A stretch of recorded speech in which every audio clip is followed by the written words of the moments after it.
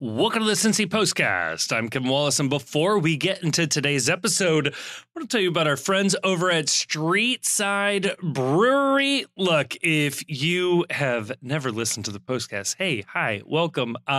You've never got to hear me talk about the lovely, amazing Streetside Brewery here in Cincinnati, Ohio, located over in the Columbia-Tusculum neighborhood, the East End neighborhood right on over there. It's an amazing location. I love going there to watch games, to just take in a nice, crisp, chill autumn evening in Cincinnati. Eventually we'll get some of those, I'm sure. The patio is lovely, though, this time of year. And the beer is incredible. Look, there is a reason why they have become a favorite brewery in this city. You can't find a bad beer on their menu. And I'll be honest with you, you can't find a style of beer that they don't have, that they don't brew. A jack of all trades brewery, which is awesome. This week, they've got Little Hill Pizza there as well, which is great food. And they've got live music on Sunday evening as well from 7 to 10. So go out there, check it out. Streetside, good people. Hey, when you're there, tell them Cincy Postcast sent you. They'll take $1 off of each beer that you're drinking there. Again, mention the Post Cincy podcast when you're checking out with your bartender. Get a couple bucks off of your tab, and we all win. Okay, so huge thank you to Streetside for sponsoring this episode and so many others. And thank you, dear listener, for supporting them, for supporting us. And on today's episode, well, we have so much to get to. There was a win on Wednesday. FC Cincinnati taking down Minnesota United. Fantastic game. The vibes could not be higher coming out of that one. Then we get to some Patreon questions, some really good questions being asked there. And then finally, we are looking ahead to this weekend. There is yet another game. We went from not having a whole lot of FC Cincinnati to having probably too much FC Cincinnati. That happens over in part 3. You put it all together, and we have a push for the playoffs postcast.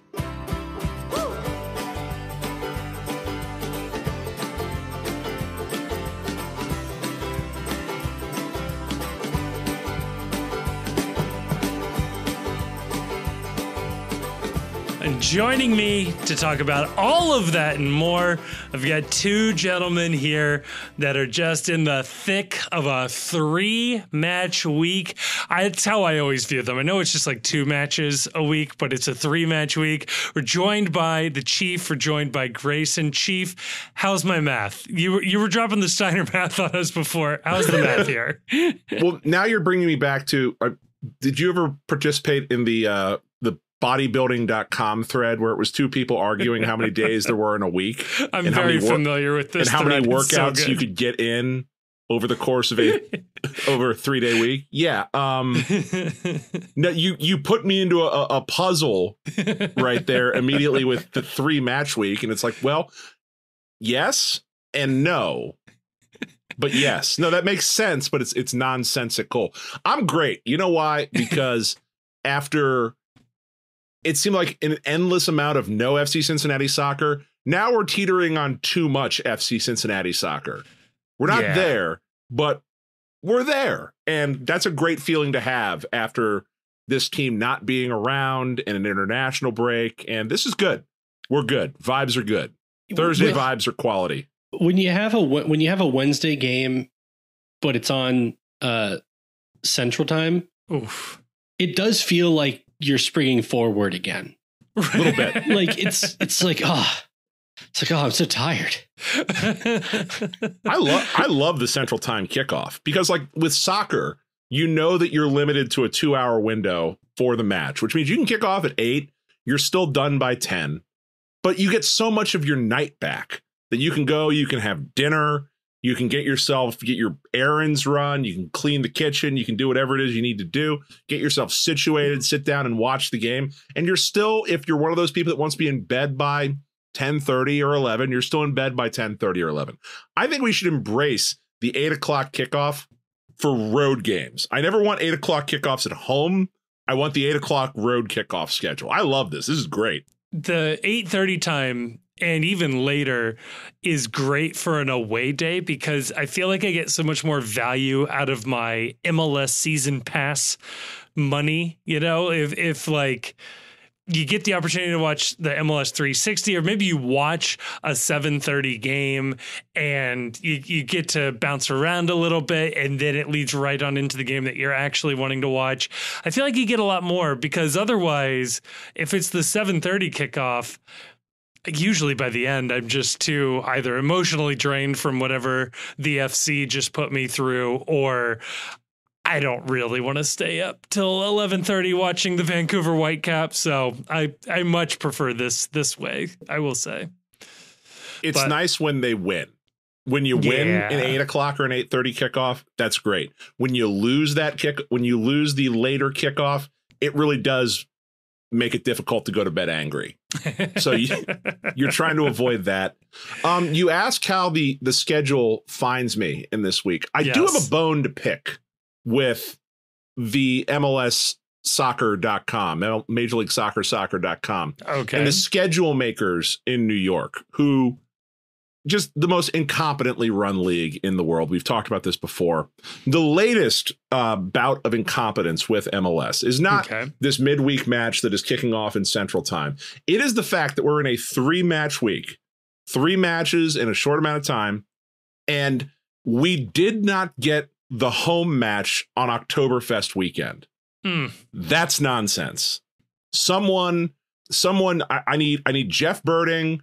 I need Dan McNally. I need somebody at FC Cincinnati. I need Carl or Meg, one of the two of them. Whoa. Somebody needs to go to one of these Board of Governors meetings and insist that FC Cincinnati always gets a home game on Oktoberfest weekend. I want the special kits. I want the special scarf. I want giant steins of beer. I want giant pretzels. I want to be able to pregame at Oktoberfest and march up to TQL Stadium. It is nonsense that we don't have a game this weekend that's at home here. MLS does not want the experience to be like differentiated in any particular way. So like, if anything, they would purposely not hold the game in Cincinnati during Oktoberfest weekend because they want like a completely homogenized experience. Yes. Like it's like a one size fits all, like snap on, snap off league kind of thing. Any like deviation. The only deviations they are willing to acknowledge is that like Miami's on a beach and the weather is nice in LA. And that's like it. That's it. Nashville has live music around. You know, weirdly, like the only exception to that is San Jose Earthquakes getting one game a year in a big stadium.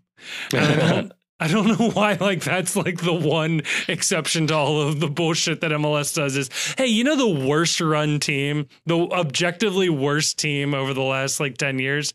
Yeah, they get the one cool thing, just so you all know. Can you imagine, though, like if they moved Oktoberfest? Because I know it's always in a different spot every year. I think this year it's at Sawyer Point. Can you imagine if they put Oktoberfest down on Liberty and shut down Liberty? Oh, and so you would have Oktoberfest all the way down Liberty, and then the march would come basically right past where Oktoberfest is. And it would just be, you could see the people, like a crowd full of soccer fans going into the stadium, and then outside also a crowd full of people at Oktoberfest. Put some big TVs there, have people watching the game while there's actually the game going on inside. It'd be electric. It would be so much fun. It's right up there with the other idea of always having the first FC Cincinnati home match on Bachfest Day. Like, lean into the local culture. Like, let's do this. Why? MLS is going to MLS, though. That's fine. And that would be the exception to an 8 p.m. home kickoff. Because can you imagine how liquored up the crowd would be if they had an extra hour to hit up the Oktoberfest tents stumbled into the Bailey. This is why, like, in England, it's illegal to have a game after like 11:45 a.m. because everybody will just be too drunk to actually show up to the games. Oh, whatever. God. Well, don't threaten me with a good time. Right. I will say, on a similar note, this game did kick off at 8:30. I had every intention of watching this in my basement. Got a nice big TV down there. Decided, no, you know what? It's a little later. I'm gonna watch this one in bed, up in the bedroom. Definitely fell asleep for like 20 minutes early on in the first half. And I feel like I missed the perfect 20 minutes of this game. That's just bad. Like, we're a soccer podcast and you're falling asleep during the soccer game. You're not helping the cause of convincing the American people that soccer is an exciting sport that is worthy of the casual fan interest, Kevin. Look, you put me in a nice warm bed. I'm surrounded by small dogs that want snuggles. I've got a warm laptop sitting on my lap that has Twitter up as I'm trying to tweet from the posted sometimes myself. And everything was just too cozy. My brain was like, you know what? This is nice. Let's turn the lights out here. But this was, again, after that, like 10 minutes into the game, it was all good. FCC's dominating. There's a good 20-minute stretch where it was maybe a little too evenly matched for everybody's wants here. And then after that, it was FC Cincinnati to finish that first half. And then we got a very exciting second half game. There were controversies, there were golazos, there was a frenetic ending. This was a fun game in the end. I have kind of a controversial take. Ooh, okay. There were no controversies. Whoa. Kind of self-defeating take, but I like it. Yeah. No, I'm not. I can't go there on this one because that gives the official a free pass in this game, and he doesn't deserve a free pass. I don't think he did a good job. I think he did a bad job in a mundane way. Yeah, it's a boring dystopia is what this was right here. Look, it's controversial if you have expectations. Right. Damn me for expecting just basic borderline competence when it comes to officiating. What do you Kevin, know? I can't believe that you sat in bed for this game. I took one look at the lineup. Yeah, this is where I wanted to go. Look. I know we have people that listen with their kids in the car. My nephew listens in my sister's car when she's driving around. So I'm going to try and make this as PG as possible. I saw this lineup. It moved. And I was like, I can't sit at home and watch this game. I got to get out and go somewhere. I wasn't willing to go too far from the house. I was thinking about going down to street side, but pragmatism won out. And so I ended up around the corner at the bar because I needed to be among the people. Because this lineup was hotness right here. I will read the lineup and then I have a take that I need properly measured here as to its hotness. Measured from where? No, this is my base. own. The base. Oh, wait, no. The base. You got to measure you got to push the ruler down as far as possible. Okay.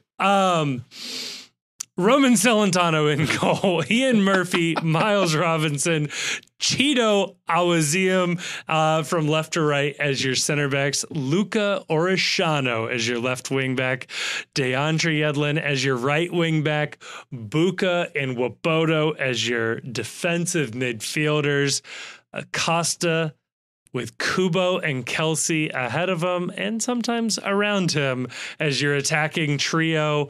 This is the take I need judged. Is this the best lineup FC Cincinnati has put out to date? Oh, ever. In 2024. Okay, because I was going to ask. Ever? There's an argument. I was going to ask, is this a better lineup than they put out at any time last year? Some Brandon Vasquez erasure, which I don't love. Here's the problem. I think Vasquez and Bupenza last year were better strikers than we've seen of Kubo and Kelsey as a pair this year. Better last year and with Lucho on the field? You know who the toss-up is right here that's gonna tip the argument to 2023 is Yerson Mosquera. Yeah, the toss-up is Yerson Mosquera. And I think Yerson Mosquera, I think there's a chance Yerson Mosquera ends up being the best player in terms of talent to have ever played for FC Cincinnati. So I'll tell you that I don't think so. It's close. I think that the 2023 team had a better 11, but I do think that you have, because I think that a back three of Murphy, Miazga, Mosquera, which was the best back three last year, right? Yeah. Yeah, there's an argument for Hagelin, but yeah, is a little above Murphy, Robinson, and Cheeto right now. But this game would make you think about that. Yeah. And then I kind of agree that like Vasquez Bupenza feels like a better striker pairing, although like I'm not sure the numbers between, if you look at Kubo and Kelsey together, like if you add their numbers and compare them to Brandon's and Bupenza's numbers last year, and even throw in Brenner, like add like collectively like Brenner, Bupenza, and Vasquez together. Like I don't know what that looks like. If you compare, if you add all that up, and you just compare it to Kubo and Kelsey, and all that is to say, and I think the midfield's better. I think Buka. I'd put Buka above Moreno. I would too. Easily. I'd put Orishano above Barreal. I put Orishano above Barreal, and I think I think it's a tie, but I'll accept it. But I think Yedlin's better than Arias. Yedlin's more available than Arias. Well, I also think Yedlin is better I think Arias is a better player. I think Yedlin is better in this system as a wingback than Arias was last year. Yedlin for what also, he's asked to do. He defends way better. I think so. I was really sick. I had COVID brain fog in the last podcast. I think I might have implied that Miazga might be as fast as Yedlin. I don't think that after this game. I said did I say Miazga or say Robinson? Robinson. Yeah, I'm still a little sick, but Yedlin had some burners this game. Yeah, Yedlin's fast. Like Yedlin's been fast. I know he was fast. I think it just felt like he had lost a step, but I don't know. He's just been holding back. Dude, he is fast as hell. Yeah. I will say this. I think this is the best lineup that FC Cincinnati has fielded in this calendar year. The best they can field. It's the best they can field. I think the only way you could field a better lineup is to invent some Star Trek technology to fix Matt Miazga's leg and put him out on the field. But the way you can field a better lineup is finding out that Teenage Davey by playoff time is better than Ian Murphy. Like that's the only possibility I think in the team that could theoretically improve the lineup. And given the limited window, it just doesn't feel incredibly likely, but it doesn't seem impossible either. Yeah. So like what's interesting about this conversation is I think this is a perfect way to start out the big picture about this game.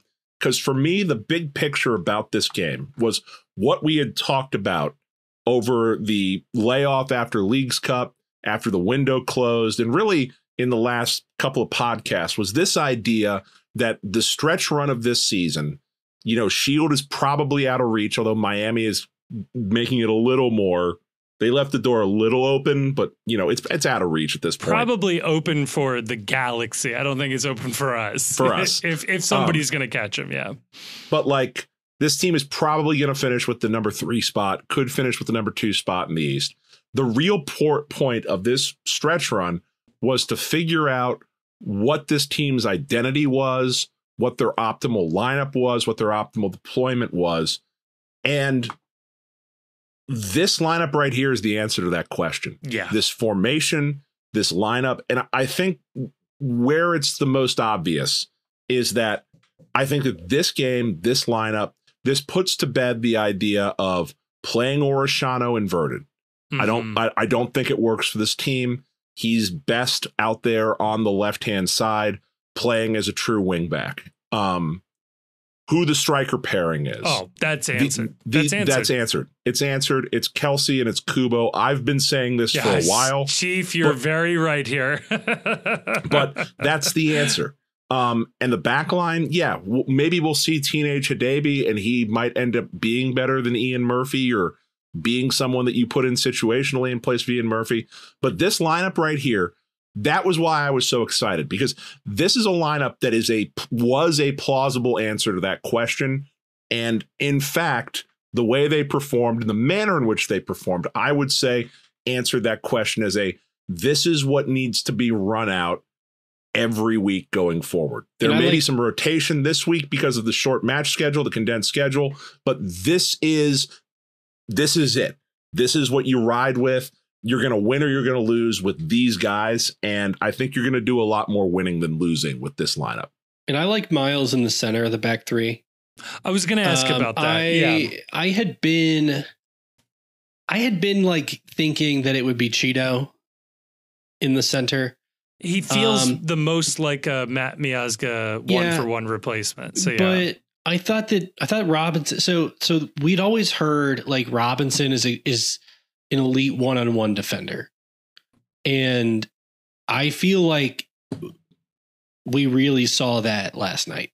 Mm-hmm. And he went over and helped out really like Murphy's side quite a bit. And I like him over there next to Murphy, I think. Yeah. And also having Cheetah with the ball out on the right opens up. It feels like that lane that he found Kubo is more open with him on the right side of the back three than him in the center. Yes. And that's a thing that we've seen multiple times. Like we've seen that since he's come here. Yeah. We've seen that kind of pass in his arsenal. So that wasn't like a one-off kind of thing. And if you look back at his highlight reel before he came over, he had that in his arsenal. Like he's a good ball playing center back, which he said on the podcast, but also your eyes will tell you that. Right. So what I love about this, what I like about Cheeto on the right, and is what this frees up is if Cheeto is in the middle, him advancing forward leaves a gaping hole in the middle of the back line of the defense. And Cheeto, he wants to push forward a little bit because he is the best passer on the back line. So you want him to get the ball a little more advanced. And if he comes out from that right center back spot and advances, it allows Murphy and Robinson to sort of cover the central part of the field. But you've also got your best defensive wingback in Yedlin there to cover and track back for when Cheeto moves out of that space. And so if he's your best passer, you're going to want to pair him with your best defender to really give him the freedom to move up and down the pitch a little bit. And also it allows Robinson, who is the fastest of the three, to move laterally to cover the space as well. He can also help out Ian a little bit on the left-hand side. It makes so much more sense to give Robinson those central duties. And then that frees Cheeto to be a little more creative moving forward. And in fact, that results in a goal this game. And there was a really, really interesting article that Carter Chapley put up today. I thought you were setting up a headline for a second. Sorry. Oh, are you? No. Just like, there was an interesting article. I saw this one on fccincinnati.com. Where Carter puts out on there, one of the articles that he writes about this was about that specific goal that Cheeto sets up. Yeah. And talking about how in this article that it's something where they've practiced it before, it's worked before, and they are attempting specifically to recreate scenarios where Cheeto can come forward and make a line-breaking pass through the middle of the field. And and Kubo says in the article, because he interviews Kubo as part of this, that Cheeto attempts to make this pass early in the game. I think, to Lucho Acosta, and it just doesn't come off quite right. But that Yuya notices how the defense reacts to that and tells Cheeto, hey, let's do that again. And the second time they do it, it's with the line-breaking pass that results in the goal. Oh, so good. Yeah, he's a weapon doing that. And so put him in a position where he can get more advanced and have the freedom to advance up the field to help spring the offense up.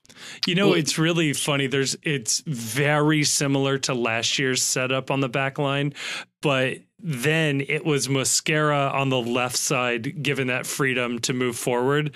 Now it's Cheeto on the right side, given that freedom to move forward. And it's beautiful, the symmetry. But it was more Miazga was like the long pass threat on the back line last year.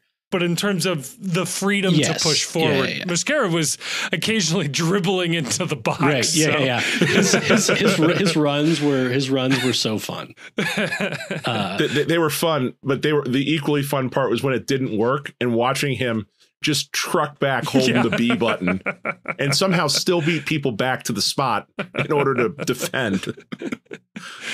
Oh, yeah. So, I mean, we can go there. I don't know. Let's go to the goal. Yeah. Is there anything before this that we need to touch on? I don't think Minnesota had some chances. Roman had a really nice game. Let's get to the goal.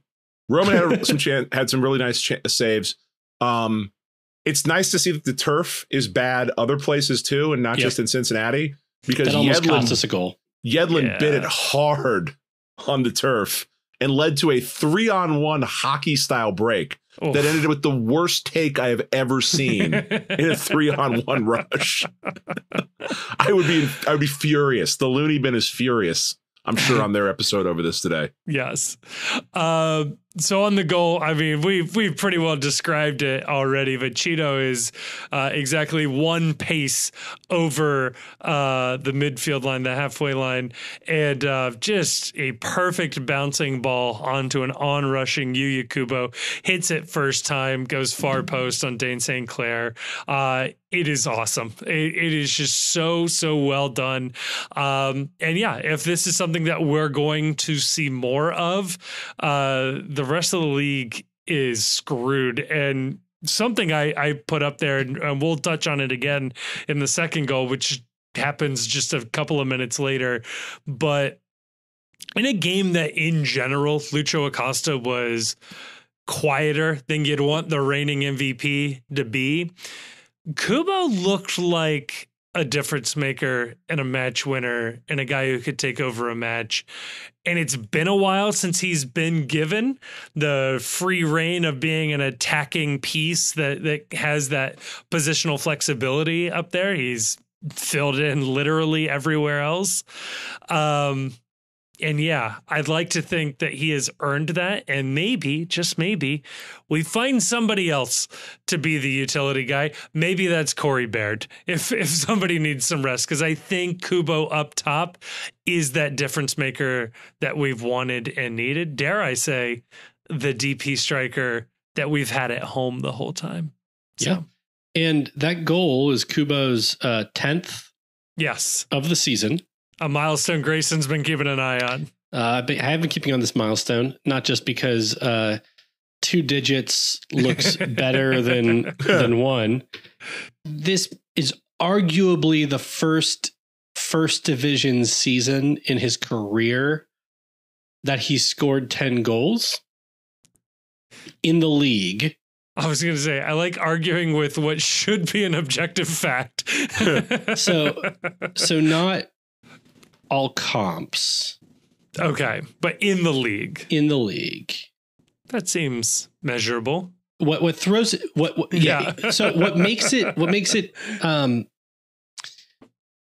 iffy, I guess, is in Belgium they do like the league and then they do the playoffs. They split the league and sort of do a second league in the back half. Yeah. So if you count the Belgian playoffs, Kubo did have more than 10 goals. He had 11 goals in each of the 16-17 and the 17-18 seasons. Okay. For I think Genk. Yes. The one with the Native No, American? Ghent. Sorry. Genk is where Kenny Safe played, I think. Yes. So that's where the distinction comes in. But anyway, potentially though, so Kubo has either set his personal record for league goals, or he's 2 away from it. 1 away from tying, 2 away from beating. Would you bet against Kubo scoring 2 more goals if I told you he got 80% of the minutes going forward at striker? Absolutely not. In the next 5 games? Yeah. I would not bet against that. Yeah. No. So I'm going to go a different direction here. And I think this is objectively a hot take, but I'm okay making it. And I want to know, is Yuya Kubo being overlooked in the MVP race? And I say this for this reason alone. This is a very hot take. No, yeah, it is. Look, the MVP race is always about 2 numbers, goals and assists, which means that under the current format for how they pick MVP in MLS, it is always going to go to a striker or an attacking midfielder or a winger. But you've got a guy in Yuya Kubo who, by the end of the season, has a chance to be within the top 10 or top 15 of goals scored. You know, he's got double digits now. The leader, he's got 10. The leader for the Golden Boot race in MLS is Christian Benteke. He's got 19. But like if Kubo was to say score 2 or 3 more in the next couple games, he'd be up there because Cucho Hernandez only has 14. Now he's got 11 assists. I get that. Kubo's only got 2. But what Yuya Kubo has that nobody else on this list has is that he's played like 5 positions. Right. That he has played competently at left wing back, defensive mid, attacking mid, striker. I think he's played once on the right-hand side as well, once or twice on the right-hand side. Couple of times, yeah. So at a certain point, if you're, not winning the Golden Boot, but like you're on the same page on the stat column with the guy that wins the Golden Boot, you have turned in above average minutes and quality minutes virtually everywhere on the pitch. And I'll bet you if you go and you look, I don't have the time to do this, but if you just broke out Kubo's starts at striker and just looked at what his goals are when he plays striker, I would bet he's not far off the goals per 90 on striker minutes of anyone that's in the Golden Boot race. I think it'd be interesting. I'd love to see I would love to see anyone in the national media just make this argument, because what is valuable? What is more valuable than a player that scores goals, locks down on defense, plays on either wing, and will do quite literally anything the team needs at an above average level? I like it. I was going to say, too, you could also look at his defensive stats. I'm curious how he stacks up interceptions, tackles, etc. per 90.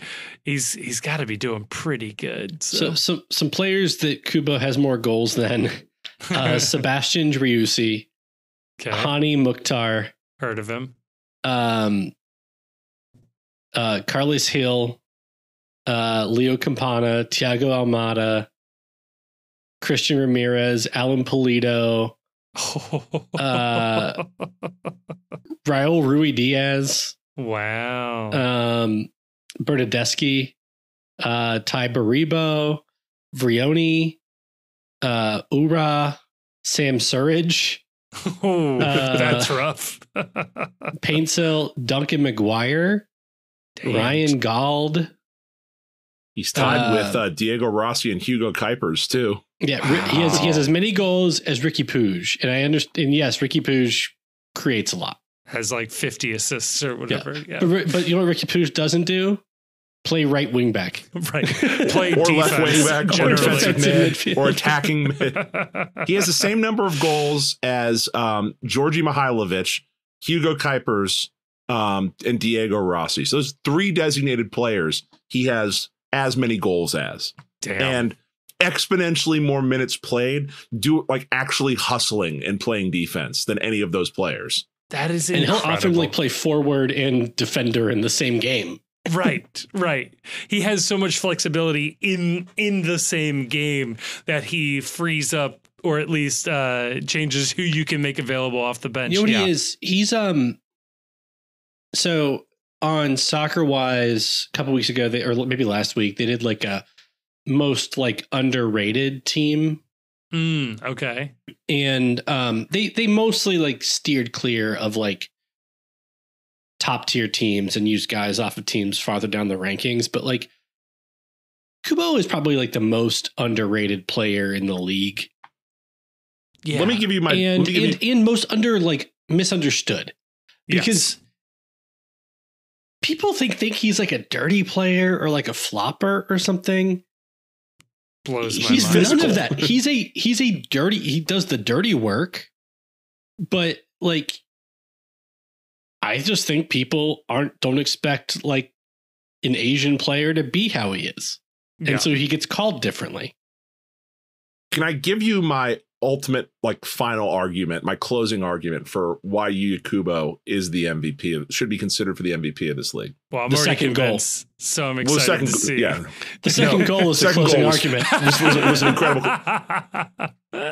Imagine you were asked to construct a soccer team of 11 of a certain player. You get to clone them and make 11 of this player. Is there anyone in MLS that you think would beat a team of 11 Kubos? I don't think so. It's a pretty because anyone you're thinking of either won't play defense or won't score goals or be able to handle the ball. Columbus did have their utility guy in goal for half of a game, so that's the only thing I can think of. Do not put Sean Zawatsky. This is insulting. Sean Zawatsky, how many goals does he have? Hey, I'm just saying he played in goal. That's the only thing I can think of as to at least offer a comparison. Like, do you really think a team of 11 Christian Bentekes would beat 11 Yuya Kubos? I barely think a team with one Christian Benteke will beat any other team in the league. Like, a team with 11 Cucho Hernandezes would beat a team of 11 Yuya Kubos? Absolutely not.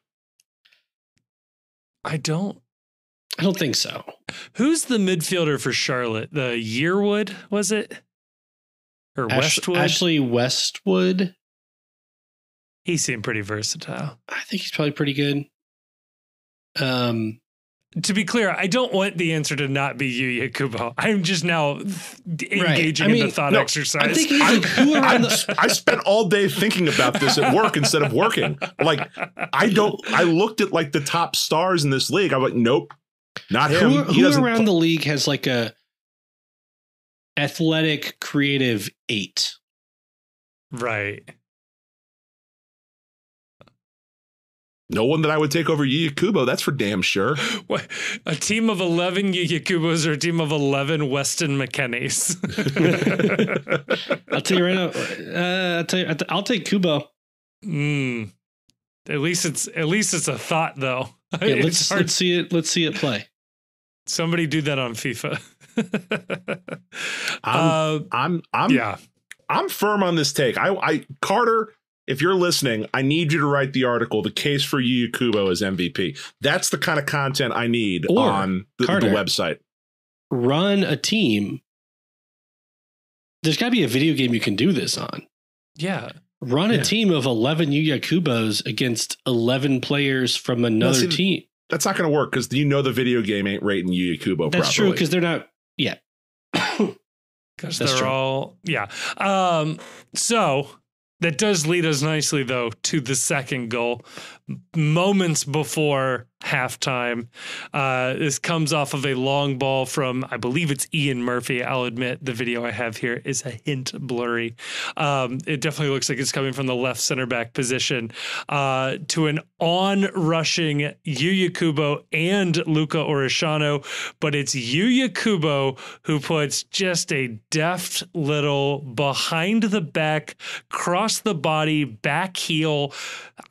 Awesome touch onto an on-rushing Luca Orishano. One touches it past the center back, and scores the goal there. Again, goes far post on Dane St. Clair. But in the zoomed in photo that was posted to Instagram by FC Cincinnati, it is very obvious that Luca Orishano's ankle is stepped on during the shot. Maybe should have been a penalty, but they don't do and one in soccer. He scored. It would be electric if they did, though. Actually, Ted Uncle did do the same thing to us before, where they can call the goal back and award the penalty just to take away the sure goal and keep it interesting. Make it a little spicy. Did that move actually win the MVP for Lucho Acosta because he was able to take that goal away from, I think it was Brandon Vasquez? He took it away from Brenner. Was it Brenner? I'm pretty sure he took it away from Brenner. Well, yeah. Fuck him. He doesn't need it anyway. Brenner quit right after that game, too, so the two might have been related. This nonsense officiating. I'm not going to do this anymore. Wasn't that 20? That was 22, right? I think it was 22. Feels like last year. It feels more recent than 2022, where they stopped play and pulled it back, and we were all confused as to why. Well, Brenner only scored one goal last year, right? Well, maybe this would have been two. Would this have been two? Damn. We could have got an extra $1 million out of Udinese. Yeah. Well, anyway, this goal was incredible. This was so awesome. Kubo probably still doesn't get enough credit for what this was, although I think he does actually get credit for the assist, which is good there. Again, another great long ball, great pass from the center backs. So love to see that. And yeah, like I said, there was a small portion of this game that was not the most thrilling. But once you get right before halftime, man, FC Cincinnati showed Minnesota what it looked like to be the second team in the East and essentially one of the only teams that can go toe-to-toe with Columbus and Miami in this league. And man... Yeah. I would have thought we got four more. Right.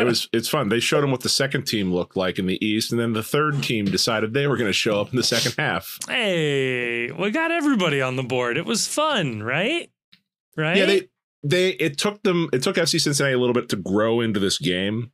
The first, like you said, the first minutes were not good. The possession was a little off. You could tell that this was not something they'd done in a while in terms of the play style, the formation. And it was a little rough out there, but the last 15, 20 minutes of this half were just phenomenal. Like it was, there was energy. The passing got a lot better. The possession got a lot better, and they looked a lot more threatening. Kubo had, prior to his goal, a snapshot that missed the net by maybe 2 feet, 3 feet. That was really, really good. Buzzed the tower on that one. Mm-hmm. They were looking a lot more goal dangerous than they had in recent games. Yeah. And the problem, though, is that they go up 2-0 and they're on the road. And you could tell they dialed the throttle back a little bit in the second half, and it kind of bit them a little bit. Yeah, they didn't quite have their foot on the gas. But I'd say, yeah, from like minute 30 to minute 80, this was a dominant performance, and understanding that Minnesota scores in there, but we'll talk about that one in a second.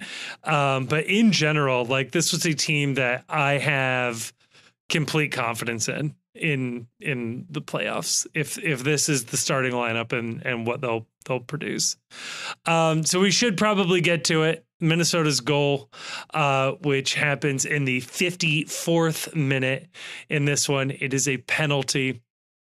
This is one that I suppose by the letter of the law, it's a penalty, although it does feel like it goes against the spirit of the law with, I believe it's Diaz is leaning down, bending down to try to head a ball that is very low. It was not Diaz. It was not Diaz. No, it was the it was like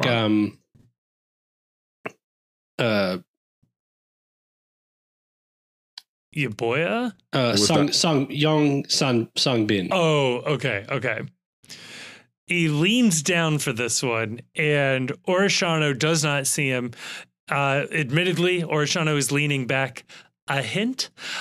His leg goes up to kick the ball, playing the sport of soccer, and his foot comes very close, maybe touching the Minnesota player's face, and it's a penalty. Thank God it was not a red card. On top of that, it takes quite a bit to get the double jeopardy there, but it is possible on particularly violent plays.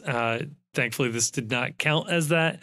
But yeah, I don't know. Thoughts on awarding that as a penalty? Yeah. So for me, based on how they're called, it's a penalty. It's a shitty penalty. Mm-hmm. I hate the penalty where it's just like, somebody's playing a ball, a player from the other team just kind of like sticks a body part in kind of haphazardly or clumsily and gets to the ball first.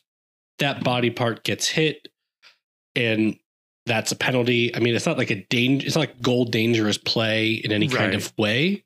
So it feels unjust that you get like essentially a free goal there. But we've seen this a lot with like a player getting his foot on the ball. And the defender like having no idea that they're there, trying to play the ball. And you say like, what could they have done to avoid that? Really nothing. Maybe there should be like a tweak to the rule somehow, because a penalty is such a harsh sanction for that kind of play. Yeah. But if I think about it with like, if that ball's on the ground and the Minnesota player gets his foot on it, Orishano is late. Like he's late to the spot and he hits the man, not the ball. So like, and like maybe Orishano should have not been so passive with just like kind of leaning back and sticking his foot out. Maybe he should have attacked the ball a little bit more aggressively. I feel like this is the difference. The difference is though with the leaning down is that's why it's like not a red at all for me. Yeah, because it's not a dangerous kick. The Minnesota player is choosing to play the ball with his head at that height. The Minnesota player is making that a dangerous situation. You should not get a red card out of that. It's not, serious foul play or violent conduct on the part of Orishano just because his foot hits the player's head, because the player's head comes out of nowhere. Right. And it's not where heads usually are. Right. That's my the player, but he gets to the ball first. I don't know. I'd want it if it was us. No, I'd want it if it was us too, because I'm a homer. But like, look, the two big problems I have with this penalty call are, number one, that this rewards dangerous play. Yeah, it is dangerous to look in a sport that is desperately attempting to be better about head injuries and concussions. Having a player it's almost like, I hate this in the NFL too, where the running back dips his head. Mm-hmm. And then the defender, who is in good tackling position, makes helmet to helmet contact because the running back or the receiver has done something stupid with his head. And then all of a sudden the flag is on the defender for helmet to helmet. And it's like, you have rewarded a dangerous and stupid play by the attacker. And in this case, he dips his head down. You shouldn't do that. You shouldn't dip your head down in a sport where people are kicking. And it's almost like there needs to be some sort of a change to the rule for how this is officiated, or a change to how they call these penalties, that his body part was in an unnatural position. His head was down way below where head should be. And you know what? That kind of should be an assumption of the risk on you if you choose to do that. So I don't know. I didn't like it. I don't like the call. I don't like the way it's going. I hated everything about it. I'm sorry. It's not for me. And I can agree that by the letter of the law, it's a PK. It's a stupid PK, and the letter of the law should change in this regard. Yeah, I'd agree with you. It feels like the leading with their head type thing. So, just a bummer. I will say for the listener at home, we did lose Grayson. So we're going to move past this. I don't know if we will get Grayson back, but we did lose Grayson for just a moment here. But coming back to the penalty, we do have to say Roman is not good at this. Isn't very good at these. So there's a couple things. It's like, okay, so like we can say multiple things are true at the same time. Yes. All right. Thing number one that is true. Okay. Roman is right now not great at stopping penalties. Yeah. I don't know if they need to get a special, like a PK whisperer, like go find someone that can just sort of help him out with this one thing, because the rest of his game is great. He had a great game. Like, in open play, he was phenomenal. But yeah, incredible. Almost everything about his game, especially even the last like couple of games, the last month or so, has been incredible. Some of the best form we've ever seen him in. But he's still really bad about this. Now, I know you and Grace, you in particular, have been on the Roman's not great at penalties kick. And I wasn't willing to go with you earlier. We've got some more evidence now. And I still don't believe, even through multiple shootouts, I don't know that he's ever guessed right. Like, ever. Yeah. I know he has stopped one before, but I feel like it was a fluke. Right. So thing number two that I hold in my head at the same time. And like the other thing too is that like the reason why he's not good at this is you can watch what I encourage you, go back and watch Roman's replays on PKs. He goes before the ball is kicked a ton. Every time. And the players, world-class players, and it's usually the best PK taker on the opposing team that takes PKs. They know, and the word is out now, that if you can hold a little bit, Roman's going to tell what direction he's going, and you can just go the other way with it. And that's what, happens here is it's calmly slotted once Roman commits to going right. He's committed to going right before the ball's even kicked. And so all the penalty taker has to do is just adjust which direction he's kicking, and it's an easy goal. Yeah. But the other thing I can hold in my head too that is sort of a point as well. Yes. Is, for the love of Christ, FIFA, MLS. I would be okay with MLS just going on their own on this one. Ban the fucking hesitation PK. It is unwatchable. It is awful. A PK is already such a huge advantage to the kicker that giving them the ability to stop or hesitate while they're taking the PK to try and get the goalie to go early, stop it. Stop it. It should have to be one fluid motion from the start of their walk through the kick, and they're not allowed to stop, like dead stop. It has to be a continued forward motion or whatever, but I'd change it. It's got to be a smooth motion. If a guy wants to just stand on the ball and cock his leg back and can fire it, that's fine. I'm fine with that. But like, if you're going to do a run up, it should have to be one smooth motion all the way through from start to finish. Because do what they do in baseball. Call a balk. Yeah, like that. Like, you know what? You say, oh, that would be judgment calls. Sure. You know what else are judgment calls? Fucking penalties. Yeah. Like, these are judgment calls.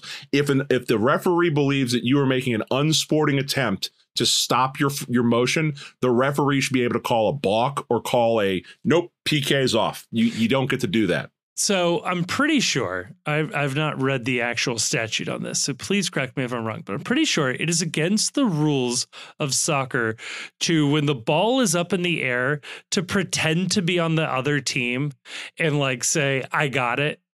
Or like keeper if you're not the keeper, because it's unsporting behavior. So like soccer does have rules that sort of keep the spirit of the game in check, and this feels like a time for a rule like that. Yeah, it's too much. It's unsporting. Yes. Or you do this instead, and that's that as soon as the referee blows the whistle, as soon as you move, the keeper can move.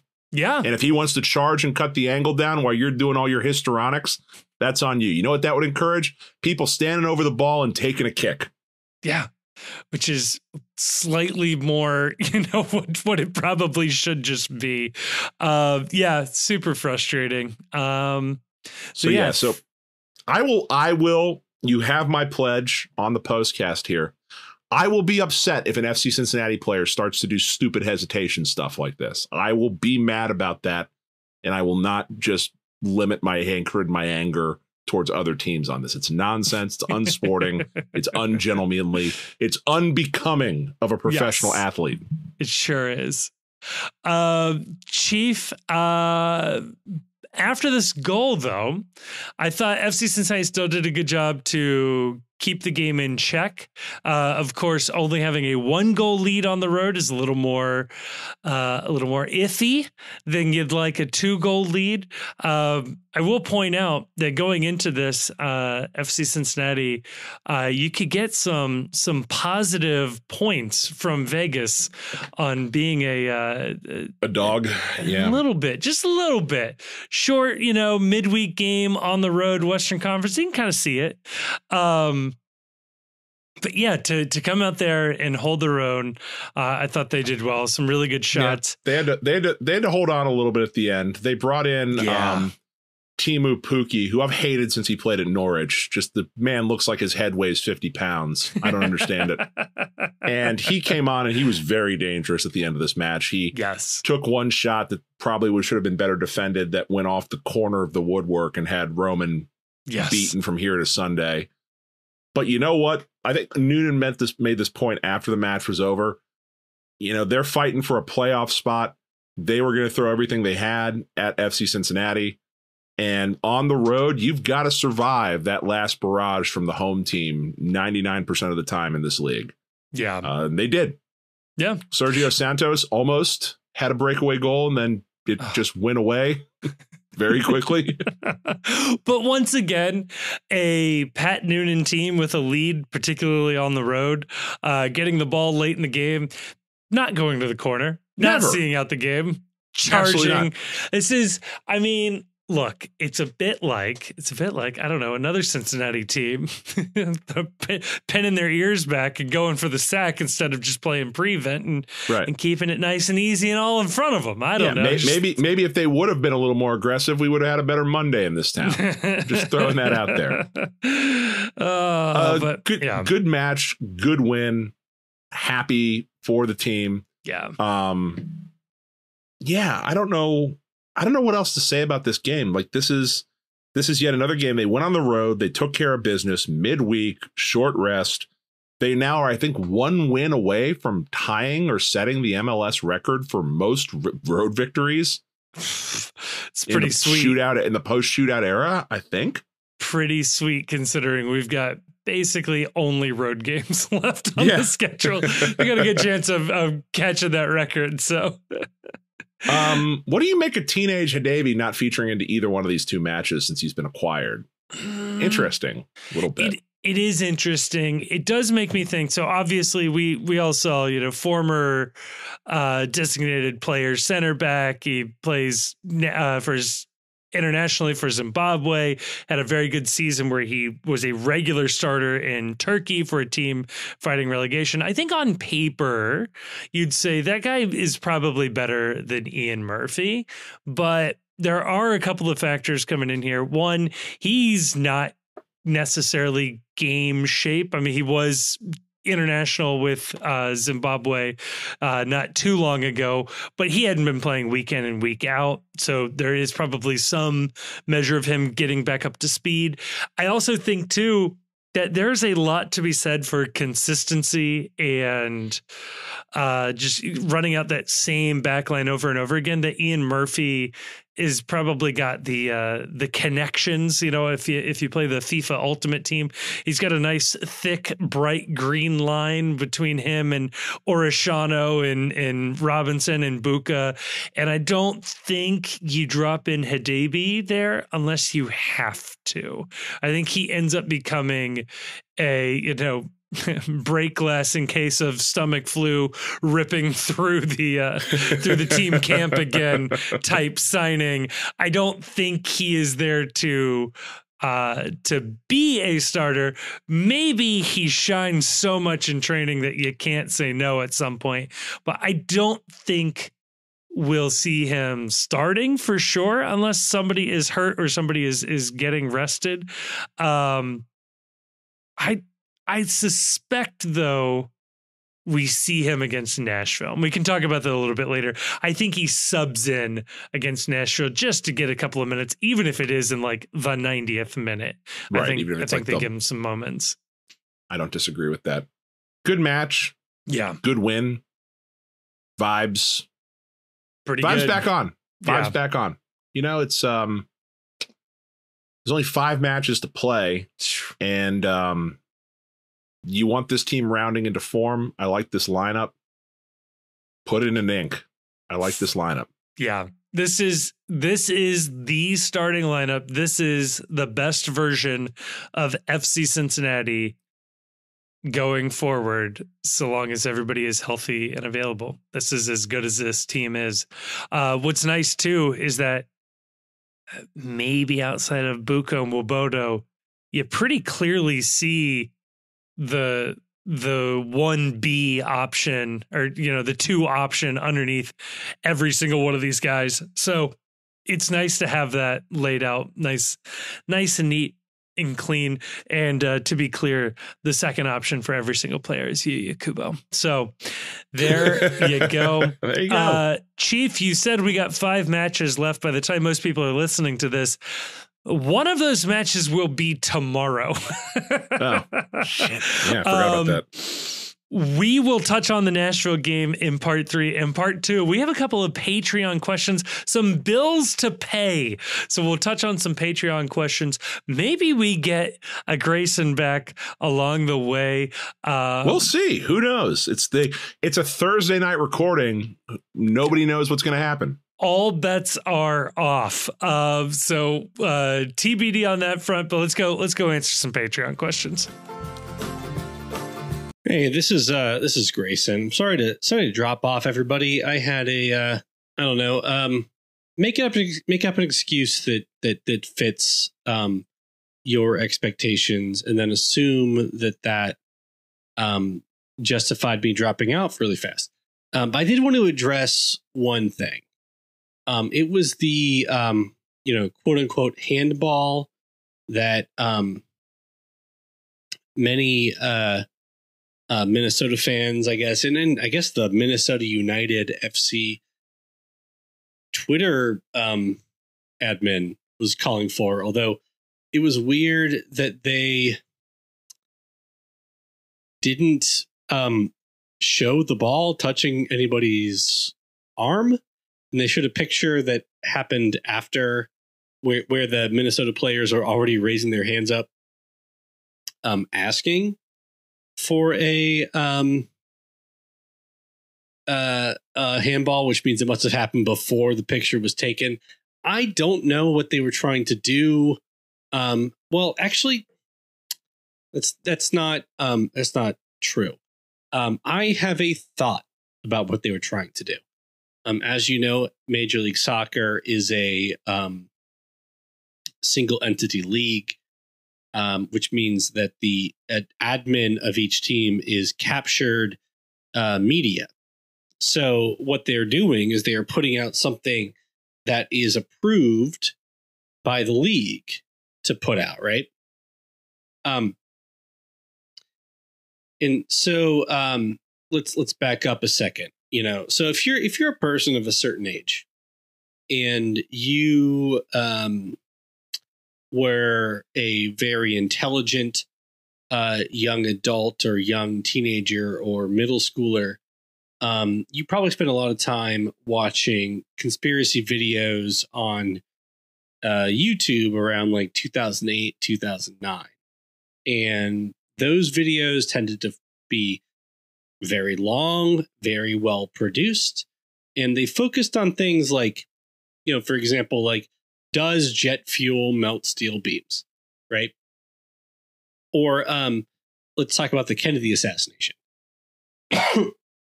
The magic bullet theory.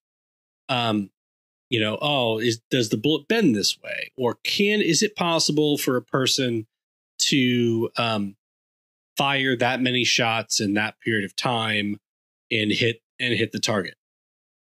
And these are the narratives that come out of these situations, like the Kennedy assassination, right? So then you end up with like Popular Mechanics or Mythbusters putting out videos saying like very conclusively, well, this conspiracy theory is debunked because obviously somebody who was a Marine sniper is able to make this shot from this distance and fire this many shots easily within this period of time, right? So those kinds of theories are the ones that become very prominent because they're the ones that are pushed out by the captured media. And the reason that they're pushed out is really twofold. It's one, they're easily debunked, and two, they distract from the real problem, right? If you're interested in the Kennedy assassination, it doesn't matter if Lee Harvey Oswald could have made that shot. It doesn't matter if Lee Harvey Oswald did make that shot. What matters is who told Lee Harvey Oswald to be there at that time and take that shot, or whoever did it. I don't know. I wasn't there. So when captured media puts out a picture and it says like, oh, this was a missed handball, you have to ask yourself, is this a handball or not? It clearly is not a handball. It's not a deliberate handball. And it wasn't a situation where, COVID.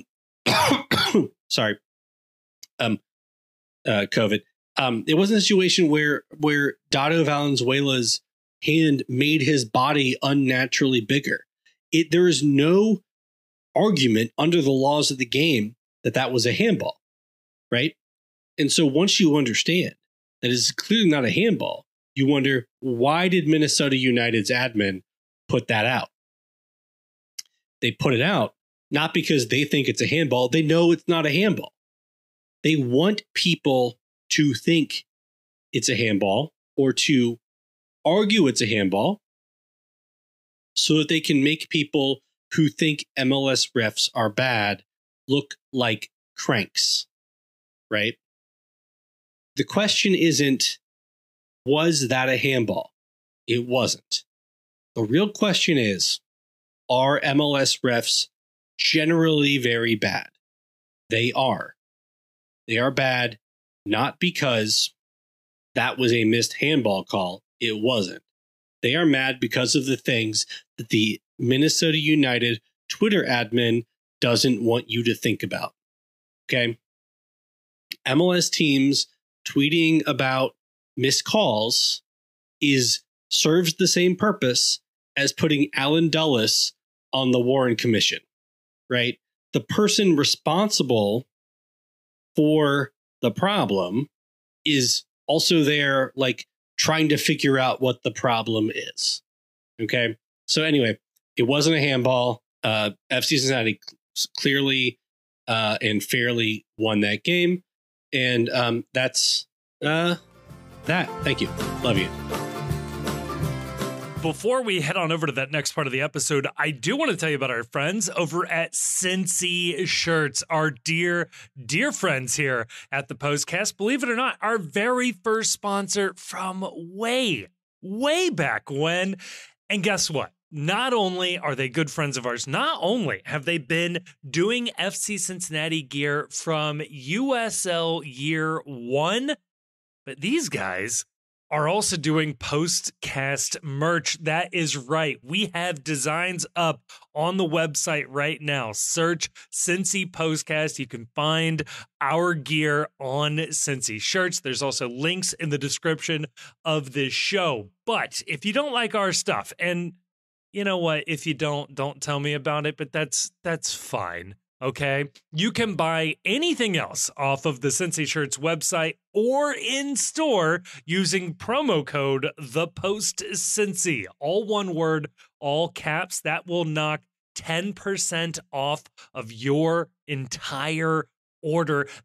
That works on Cincy Postcast shirts themselves. And you can check them out in person. They are in Oakley Hyde Park. They are in Fort Mitchell, and they are also in Loveland. You can print any shirt on demand. I know that from experience. I've been able to do it. Walk in there, ask them to make a design, any size shirt, any design. It's really, really cool setup to do it in person there in any of their 3 locations. So again, a huge thank you to Cincy Shirts for sponsoring this episode. And thank you, dear listener, for using that promo code. Again, the Post Cincy, all one word, all caps, 10% off your next order.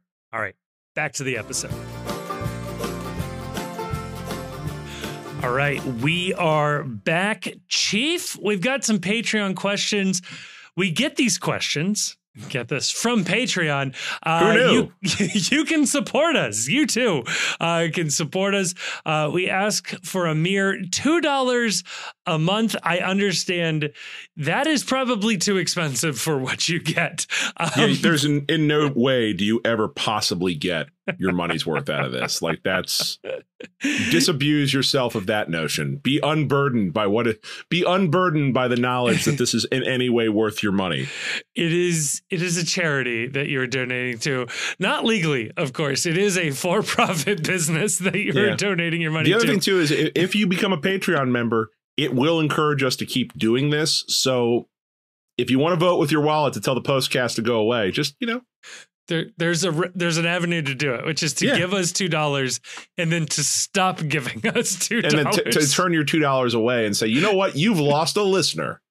Yeah, it does give me the list of you have lost X number of people.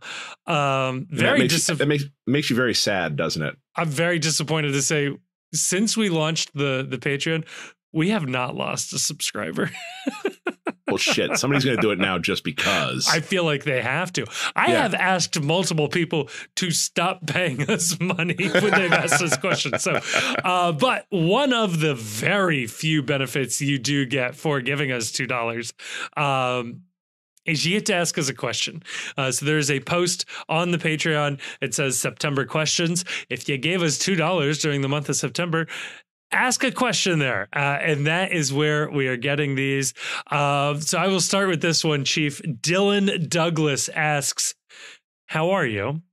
And can great. Thanks, Dylan. Yeah, thanks, Dylan. All right, wasted $2. You know what? Appreciate you asking. That's awesome. You know what, Dylan? I'm doing great. We're coming off an FC Cincinnati win yesterday. I'm feeling good about the Nashville match on Saturday. It's Oktoberfest weekend, favorite time of the year. It's football season. Baker Mayfield and the Buccaneers are 2-0.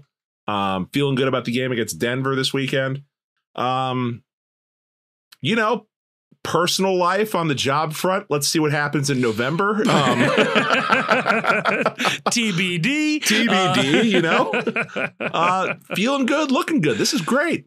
Yeah. No, Dylan does continue his question. So pushing the limits here. And asks, can we reschedule Opefest, which we do need to discuss, for Decision Day, or better yet, the FCC2 game at TQL that Sunday? I like that. I like that a lot. I will say, I will not be in town for either one of those, unfortunately. Chief won't be around. I am dying. I think very early on in the year, we declared a date for Opefest, and I believe that date was something like September 6th.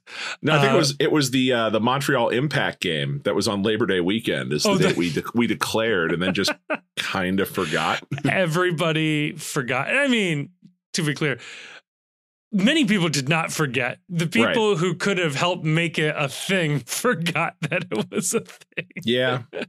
Yeah, it happens. I will say, though, I can't say much. Decision Day. Leave your schedules open. All right. I got some things in the works. I was hoping to be able to say something on air tonight, but on air. This is all recorded. Right. I was hoping we could say something tonight. I can't, but leave it open. If you got something scheduled, cancel it. I have airfare and tickets. Cancel it. I forgot, Chief. You know what would be a perfect time for Ope Fest? How much lead time do we need to declare an Ope Fest? How extensive do you want an Ope Fest to be? I don't know, but like, what if we find out before? When's our last home game of the year? It's like the week before Decision Day, right? I think October, 2 weeks before, because there's an international break. Oh my God. There. Yeah, October 5th is the last home game, and then October 19th is Decision Day. Jesus. You know what would be a fun Ope Fest is if our playoff seeding is already locked in for some reason on that October 5th, and it is a truly meaningless game. It like very easily could be. Right, where it's like that game, we already know we're locked into the second seed or we're locked into the third seed. That might be the perfect Ope Fest environment where it's like, you know what? Doesn't matter. Nobody get hurt. We're just playing to have fun today. I like that. I like that a lot. But again, Decision Day.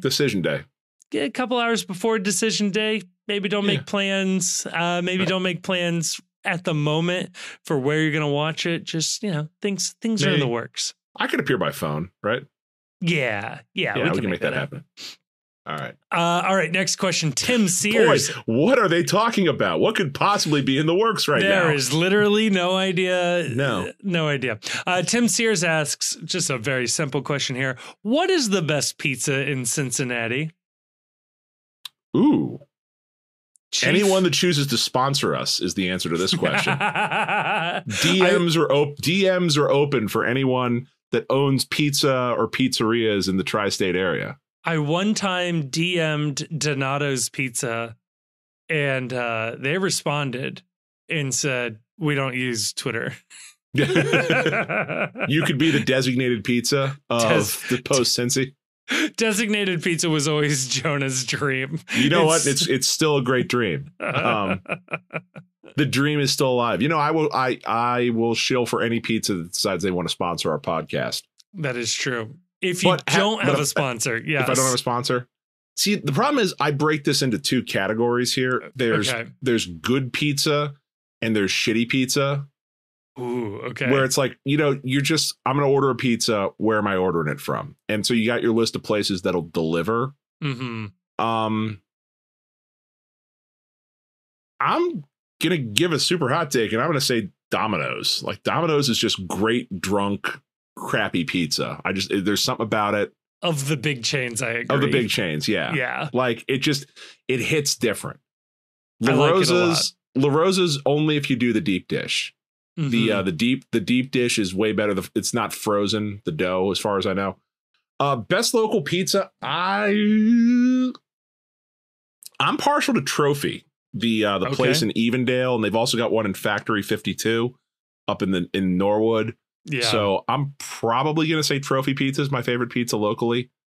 I don't know. Trophy Pizza is a good choice. I know it's probably sacrilege, but Taglio's is my favorite. Taglio's pretty damn good. But I also think I just like the Detroit style more than anything else, because if you include Jets in the chain pizza conversation, Jets is my favorite chain pizza as well, and getting the super deep dish version there, which is basically just a Detroit style pizza. I do love Detroit style pizza. The Taglio's hot honey pizza is really, really, really good. That is good. If I had to go with a more traditional pie, I have always been partial to, and I hope they're still around because it's been a while, NYPD pizza in North over on the west side. Yeah, that's really good stuff too. That's good. Workhouse over on the west side is pretty good. The one I got to try is Bourbon House in Kentucky, because apparently they do this Chicago style stuffed pizza, which I love. I love that Giordano's awful hot cheesecake style pizza. It's all so good. Other places, there's not great pizza in Cincinnati, but there's a lot of good pizza in Cincinnati. I think that was Evan's take as well. It's like the pizza here is okay, but there's no place that's like truly outstanding. I don't know. I love pizza just anywhere. Even Dewey's hits different too every so often. Dewey's is good. It's hard to do pizza bad. Like No, you can do pizza bad. Like, I've had some bad pizza in my life. It's possible. Anybody who has seen Leo Messi order a pizza has seen a bad pizza before. Right. But I Little Caesars, the quality of pizza per dollar, the ratio, you come out okay there. Their Detroit style is pretty good too at Little Caesars. See, I liked the pretzel crust that they were doing for a while. Now you've gone too far. I know, but it was good. That's like, I want to meet the person who orders cheeseburger pizza. Like, I always see the ad for it during football games. I was like, Papa John's cheeseburger pizza. I feel like you should go on a watch list if you call Papa John's and like you say, yeah, give me the cheeseburger pizza. That's really what I'm into tonight. It's the pickle that really ruins it. I've had a Philly cheesesteak pizza-ish thing.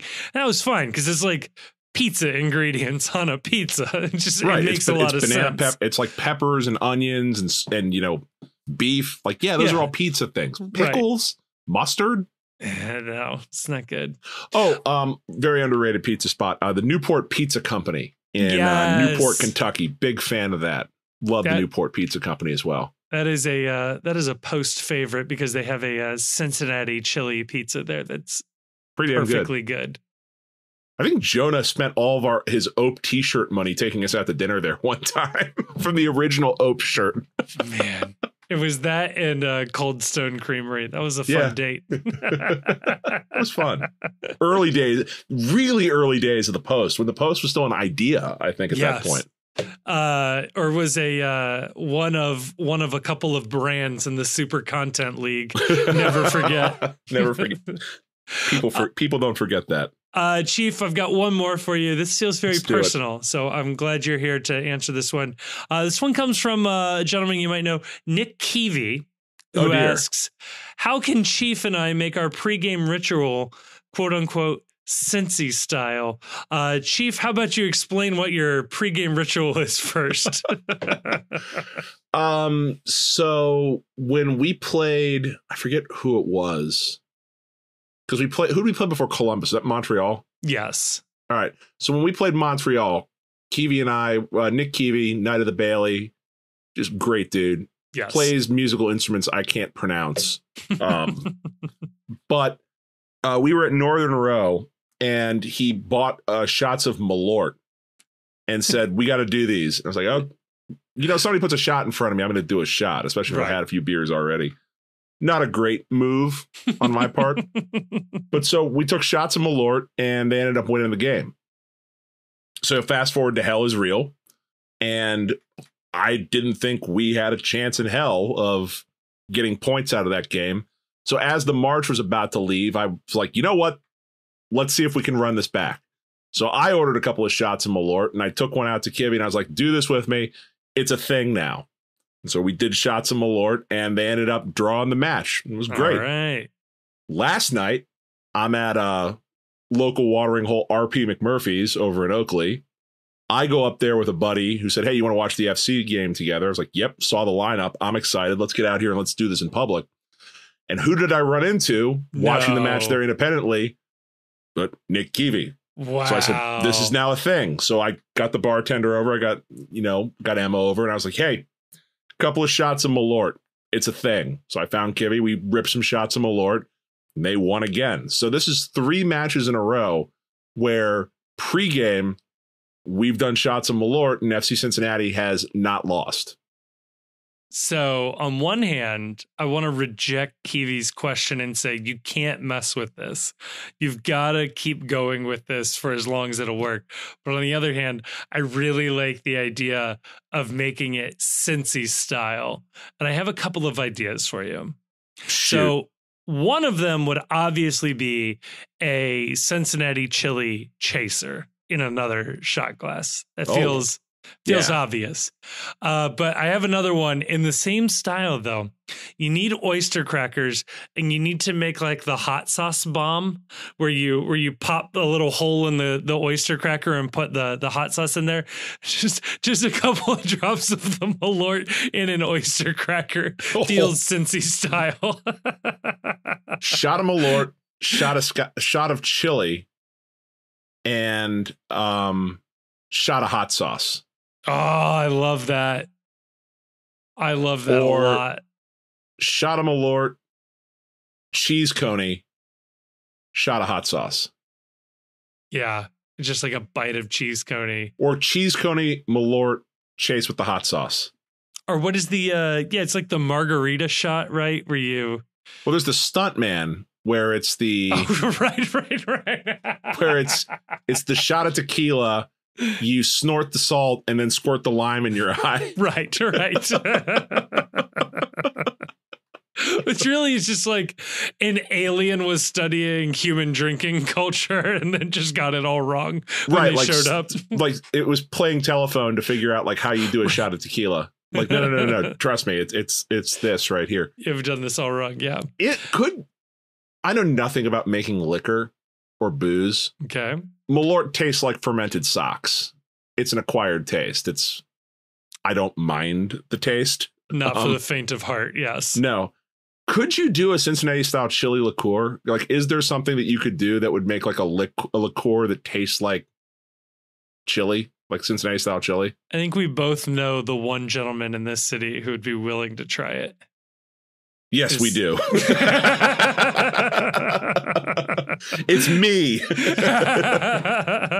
Let's get it going. I think there's a way to do it. I mean, yeah, it would just be like, the easiest way to do it would be to get one of the Cincinnati chili seasoning packets. And like dump that in a bottle of Everclear or something? Yeah, I'd put it in like a tea bag in there so you don't have to like pick little bits of whatever out of your drink. But yeah, like that would just be infuse it, let it sit in a dark, cool place for a couple of months and maybe have a Cincinnati chili spirit on your hands.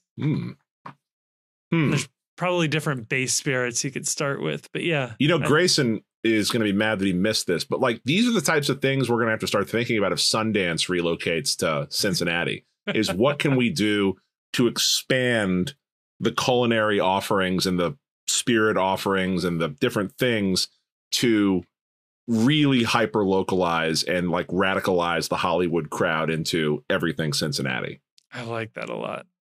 I think we got to try this. We're like, you take fresh barrels and you just let Cincinnati chili soak in them for a year. and then you soak in like with some whiskey bourbon. Or something like that. Bourbon. Like Cincinnati you see these chili barrels. Yeah, where they age it in a hot sauce barrel or age the hot sauce in a bourbon barrel. Same idea.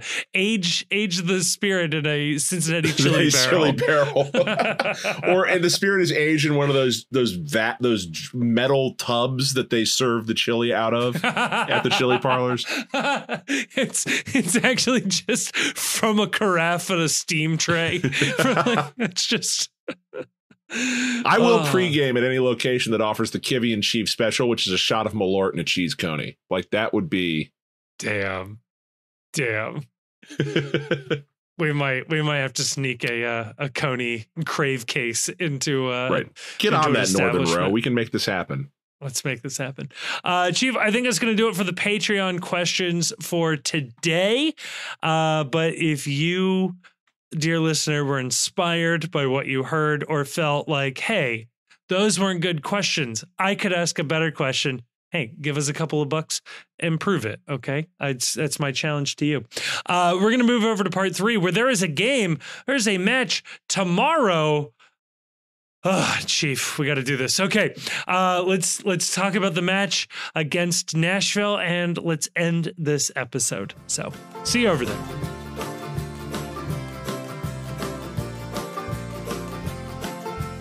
And we are back, still Graysonless, but he's with us in spirit. He's around. In a lot of ways. Chief, coming up this weekend, it is Nashville, in Nashville. I don't know if this is correct. Does this say 8:30 p.m. for kickoff in Nashville? It's also, people forget Nashville's in Central Time. Oh my God, we're doing it again. They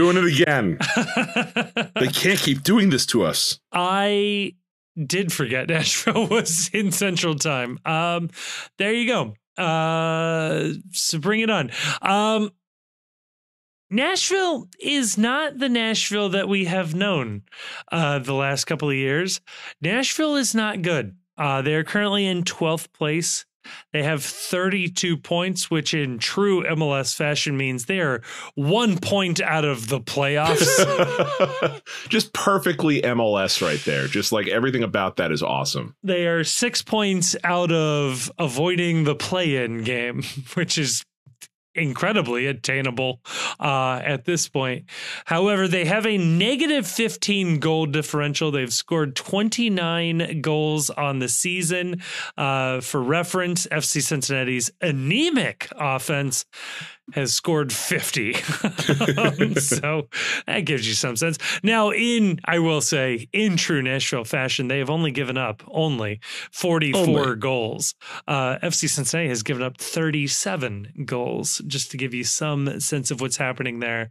The big thing, though, is that they're not very good. They are on a 2-game winning streak. They beat the Chicago Fire 1-0 in their last game out. They also beat Atlanta 2-0 on the road in Atlanta. The same Atlanta that just drew Inter Miami 2-2. Maybe Nashville's turning it around. Just in case you forgot, the manager now at Nashville is BJ Callahan, the former U.S. men's national team winner. Yeah, during Greg Berhalter's, Winter of Greg celebration. Weird hiatus where he had to take a break between the two jobs that were exactly the same. Overall, I'd say this is a game that FC Cincinnati should win and should do very well in. And I think in a lot of ways, it'll be very similar to Minnesota in that this is a team that is fighting for a playoff spot, fighting for a playoff position, sort of fighting for their season here. And FC Cincinnati is trying to find their best form going into the playoffs. So I think we'll see a very similar type team. But I guess the question here, Chief, is how much rotation should we expect? Or are they all about the consistency here? You're going to have to expect some rotation, I think, just because, like you said at the start of the show, we're in a 3-match week, quite literally. Yeah. I don't think it's reasonable to assume that you can just run the same 11 out there. The person I had flagged on Wednesday that I could see being in need of rotation was Pavel Bucha. Yeah. Pavel Bucha is, I think, second in MLS in terms of minutes played by midfielders. He has started every game that the FC has played. He rarely subs out of games. And at some point, you're going to need to give Bucha some time off, like any kind of time off. Just the minutes they add up. And this season is really long. It's his first year in MLS. He's young. But if this team wants to make a deep run into the MLS Cup playoffs, it can't have what happened last year happen this year, where just players were running out of gas. Noonan ran this team really hard to win the Shield last year. At some point, you're going to have to give Bucha some time off, and that means probably starting Malik Pinto in his spot. I don't want to move Yuya Kubo off the striker line for the remainder of these 5 games, so I know that's a difficult thing to balance right there. Right. But I could see that rotation. The other rotation I could see happening in this match is I could see Luca Orishano getting some minutes off and Yamil Assad starting in that left wing back position over Assad. It also wouldn't surprise me to see teenage Hadebe in on the back line here in place of maybe Ian Murphy. So yeah. I agree with all of those. I do. Yeah, it was a quote that's, I was trying to think of the quote. It was a quote that Pat Noonan had gave after the Columbus match, where he basically said their focus now is to make sure going forward, everybody is healthy and available. And that is why they were going to be looking at rotating a little bit more. I think the Minnesota game was good to put probably our best possible lineup out there. And so now I think everything going forward should be a variation on that theme. And if that is resting maybe Murphy and Buka and putting in Hadebi and Pinto, then so be it, right? Or if it's resting Yuya Kubo but putting in Sergio Santos up top type situations, or Assad for Orishano, that those make sense, but still maintaining the same structure, the same setup, the same lineup, and every substitution here being a 1-for-1 as much as possible, especially when starting the game off. I think that makes the most sense. I'll say again, this national team's not very good, and short rest on the road back to back is never ideal. They do get a week off after this. I would still anticipate FC Cincinnati. They do not get a week. They do not get a week off after this. Or the next game isn't for another week. There's no midweek game. There is no midweek game, because they'll play Nashville, then they play LAFC, which seemed like it was a bigger game a couple weeks ago when there was potential shield implications for it. And then they've got another midweek game against NYCFC. So they're going to play 3 games in the span of a week and a half. Again, this is a busy part of the schedule at the back end here for the FC. So you would probably, this would be a match where you would want to do your rotation and then come back with your full strength against LA, I think. Because that LA game is going to be a measuring stick, I think, for where this team is going into the playoffs. And you want to make sure that you're ready to go for that game, I think. Yeah. If this is a team that expects to be winning MLS Cup, they probably will have to beat LAFC again. And if not LAFC, a team better than LAFC. So out of the West, I should say, Miami is a very different conversation. But yeah, so I do think that there is both of them, LAFC as well, for very similar reasons. We'll be wanting to see how they measure up against one of the best in the East. So yeah, I could totally see some rotation happening for this one. Do we just go into predictions here, or is there anything else about this game that we should touch on? It's interesting because, I mean, you look at Nashville's lineup, it's very much of the whole is less than the sum of the parts, because they've got some good players on this team still. Yeah. Just Hani Mukhtar has fallen off, I think, considerably. Yeah. Walker Zimmerman is not as good as I think Walker Zimmerman was in previous years. Sam Surridge is good, but I don't think he's been nearly the player they were expecting him to be when they signed him. Yeah, the fact that Yuya Kubo has basically matched his output, goals and assists wise, and Kubo has spent most of his time not playing striker, that's pretty concerning. Yeah. Yeah, that's not the number you want to see with Nashville. The other thing that was pointed out to me about this Nashville game that's very interesting, and in terms of match day environment, is this game is going on at the exact same time that the Tennessee Volunteers are playing Oklahoma in Tennessee at Neyland Stadium, in one of the bigger games that UT has played in recent memory. Yeah. And apparently tickets are dirt cheap to this match. I think we had somebody in the Discord report that they were paying $3 for tickets and then $8 additional in fees. So it was like $11 get-in price to this game. So you combine a disappointing season for Nashville and also a major UT Vols game. I think there's going to be more than a few people in the greater Nashville area making a business decision when it comes to what they're going to watch or what they're going to attend this week. Yeah, and I'll say if the banter online is any indication, I've seen one probably AI song that somebody made that was like making fun of Cincinnati chili. So neat. Well done, Nashville. You're very interesting. Very cool, very normal. Least we forget, they literally printed a tifo at Kinko's one time. So I know after Hell Is Real, there was a crew fan trying to pour cold water on the work and effort that went into FC Cincinnati fans hand painting and designing a unique design for that tifo.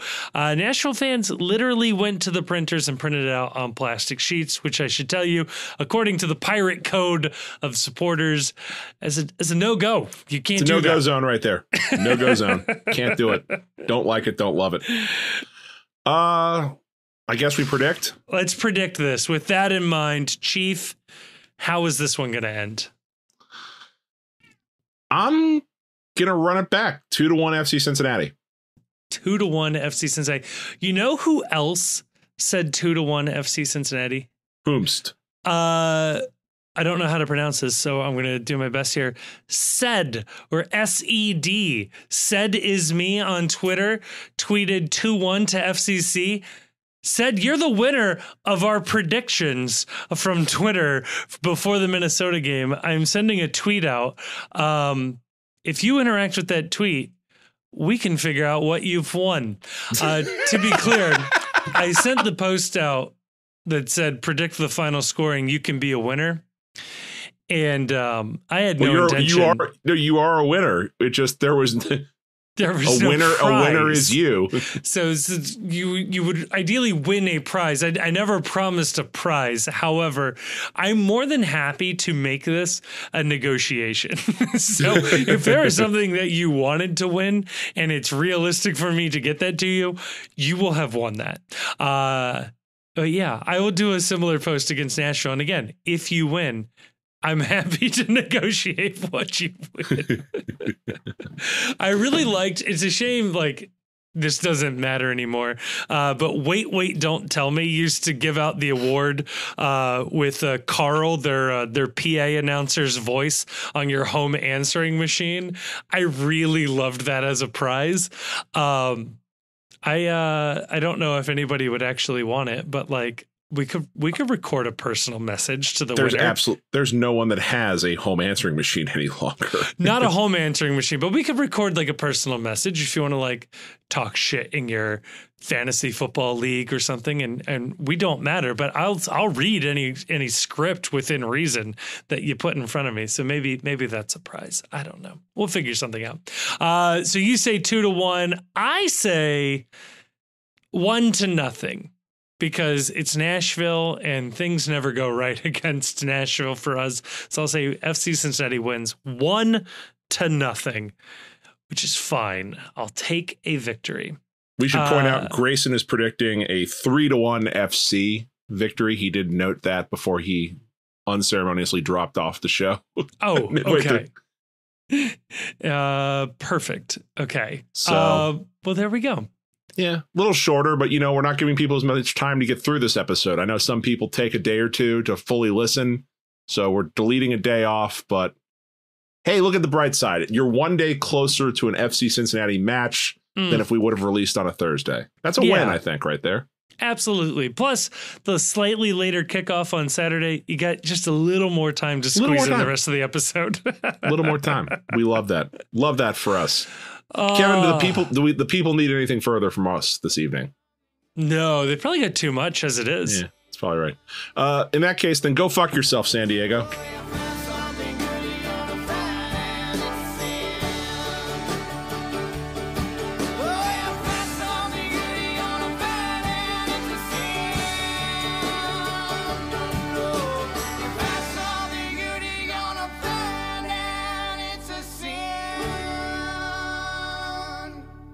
Thank you so much for listening to this episode of the Cincy Postcast. It is a production of The Post Cincy. You can check us out at thepostcincy.com or just click a link in the description to check out some of our written work. It also has links to our social media accounts across all sorts of different platforms, including YouTube, where we are trying to do more and more video content. Please, dare I say it, like and subscribe and leave a comment. But no, that would be really, really helpful. Also want to give a thank you to Jim Trace and the Makers. They're a local Cincinnati band who provided all of the music for this episode. We love having them on board. You can check them out. Again, link in the description of this episode to find out where they might be playing shows next or where you can listen to more of their music. Also want to give a massive, massive thank you to the awesome and very attractive patrons over on Patreon. It is a voluntary subscription that people take out with no real promise of anything extra that keep this show afloat. And we are so, so thankful to those of you that have decided to take that commitment. If you do like the show, or at least just want to engage with other people who have listened to the show and want to talk about FC Cincinnati, MLS, soccer, or really anything else, you can go on over to Discord. Again, link in the description. Lots of links in the description where you can find a link to the Discord. That's where we are keeping the conversation going 24/7. It feels like it's a really fun group of people in there just talking about FC Cincinnati. And like I said, just about everything else. And finally, I'll say it. If you liked this episode, and given the fact that you've made it all the way to the end, I have to assume you either like it or for some reason cannot reach the stop button. Please share this episode with a friend or family member or someone who likes FC Cincinnati. The best way for us to grow is from a personal recommendation from somebody who likes it. And if that's you, please tell other people. And if you don't have any friends, feel free to give us a review on whatever your podcast platform of choice is. We'll take anything we can get. But again, a huge, huge thank you to everybody for listening to this show. I am blown away that anybody listens to this. So again, I well and truly mean this. Thank you so much for listening.